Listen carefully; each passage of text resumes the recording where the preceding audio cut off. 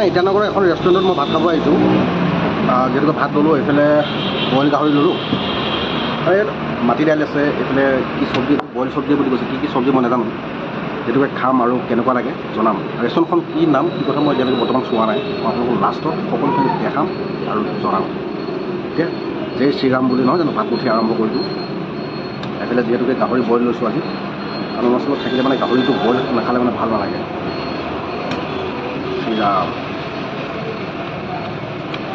মজা। অৰুণাচলৰ যিটো মানে কি বম্বু চুপ খাই কিবা এটা টেষ্ট লাগে।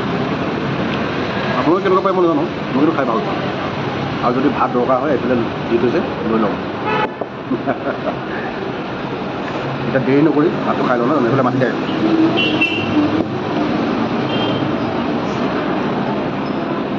ধুনীয়া।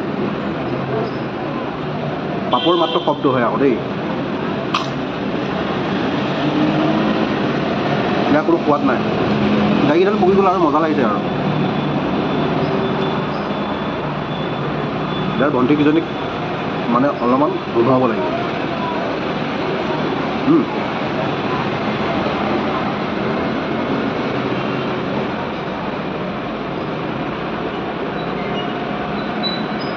বোম গোলাপ বুলি কৈছে, বোম গোলাপটো যদি মই খাই দিওঁ নহয়, যিটো বাতিত ভাত সজাই দিয়ে সেইটোত মোক শেষ হৈ থাকে, নাথাকে মানে।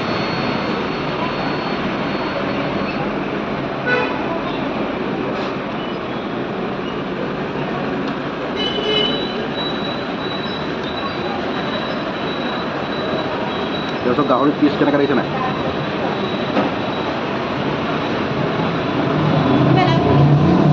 মই লাগিলে সুধিম তোমাৰ নামটো কি বাৰু? তোমাৰ নামটো কি? কোৱা, লাজ কৰিছা নেকি?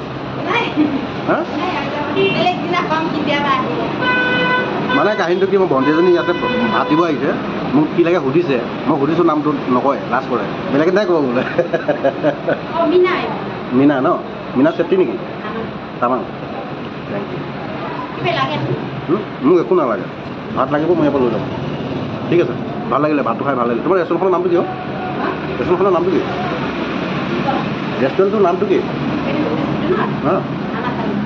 আমাৰ আমাৰ থালি মানে গোৰ্খা জনগোষ্ঠীৰ ৰেষ্টুৰেণ্ট, সেইটো কাৰণে খুব সুন্দৰ নাম এটা দি থৈছে, মাক লৈ পিনি দি থৈছে, কিন্তু আমাৰ থালি। খালি ভাল লাগিছে।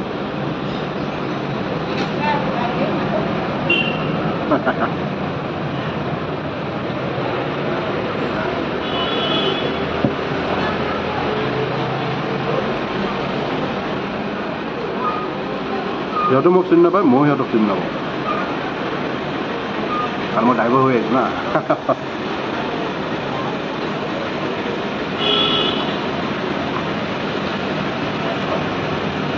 আৰু খুব সুন্দৰ সোৱাদ লগা ভাত, কাৰণ যিহেতুকে একদম থলুৱা ঘৰ খাই থকা লিখা লাগিছে, কিন্তু যিটো সোৱাদ পাইছোঁ ভাল লাগিছে আমাৰ। যাতে কোনো মছলাৰ ইমান ই নাই।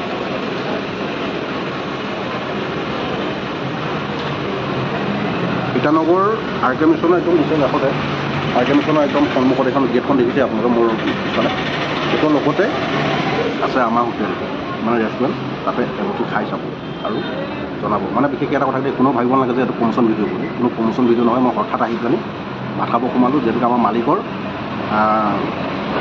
ফাৰ্মাচী এই ৰেষ্টুৰেণ্টৰ তলত আছে, সেয়েহে ধুনীয়াকৈ ভাত মুঠি খাই ল'ম বুলি ইয়ালৈকে আহিলোঁ। আৰু প্ৰথম খাইছোঁ যিহেতুকে ভাবিলোঁ ভিডিঅ'তে বনাই থওঁ নহয় জানো।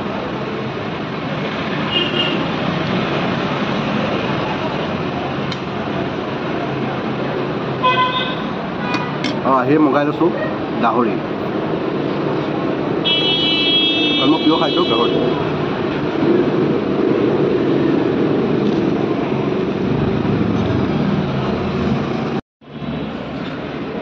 আকৌ টেবুল আছে নহয় জানো। বইল গাহৰি বুলি ক'লে এনেকুৱা ধেপা ধেপিয়ে হয় না।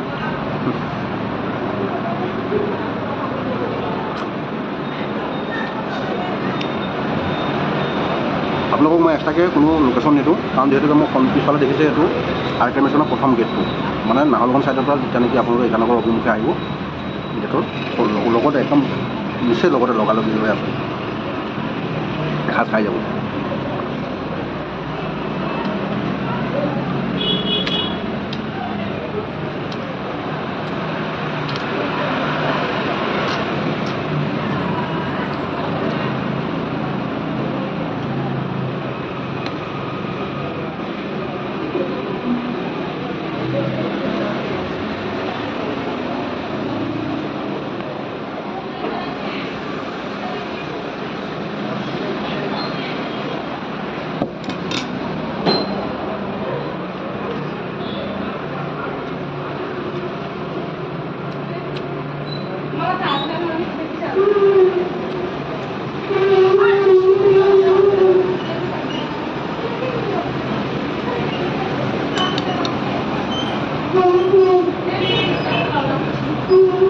বহুত দূৰণি দূৰণি ছোৱালী ইয়াত আহি কিনে কাম কৰি আছে দেই।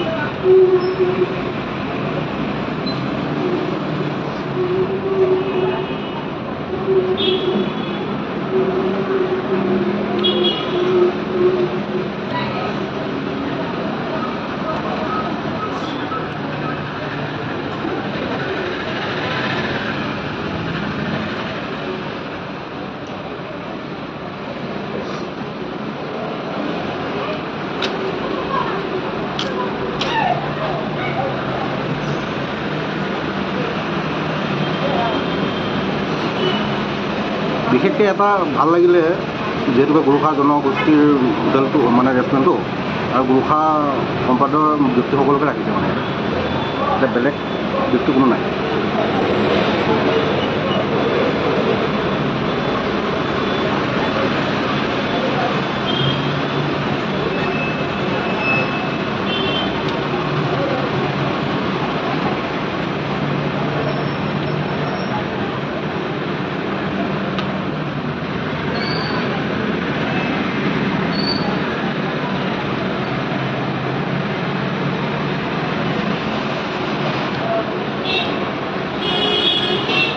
বাৰু বৰ বিশেষ বেছি দীঘল নকৰোঁ, এতিয়ালৈ সকলোৰে পৰা বিদায় লৈছোঁ। বাই।